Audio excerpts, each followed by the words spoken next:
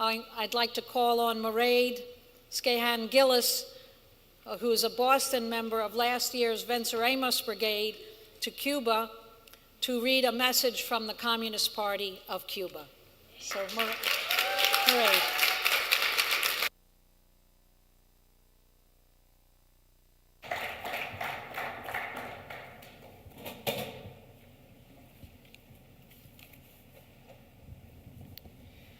Dear participants, we extend our cordial greetings to the Workers' World Party and all the organizations attending this significant event, which pays tribute to Vladimir Lenin 100 years after his death, and which calls for solidarity as a principle for the construction of that better world for which we are fighting.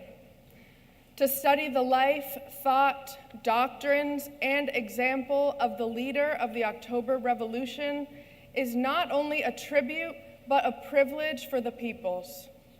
Like you, Cubans are not indifferent to Israel's genocide against the Palestinian people. Cuba condemns in the strongest terms the bombing of Gaza and demands an immediate ceasefire that reflects the right to life of its population, mainly its children. As expressed by the first Secretary of the Communist Party of Cuba and President of the Republic, Miguel Diaz-Canel, quote, "For Cubans, Palestine is a sister nation, an endearing one.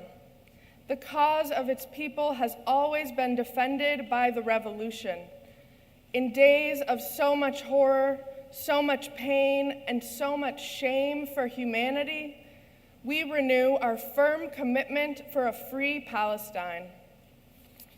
Comrades, we also value the demand you are making today, demanding the end of the cruel blockade and the removal of Cuba from the spurious list of countries sponsoring terrorism.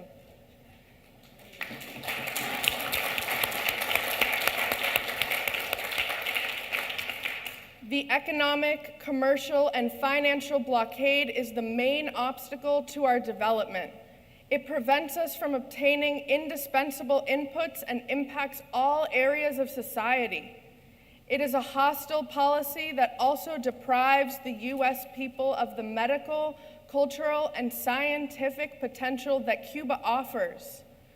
We demand respect for our sovereignty and an end to the illegal occupation of the Guantanamo naval base.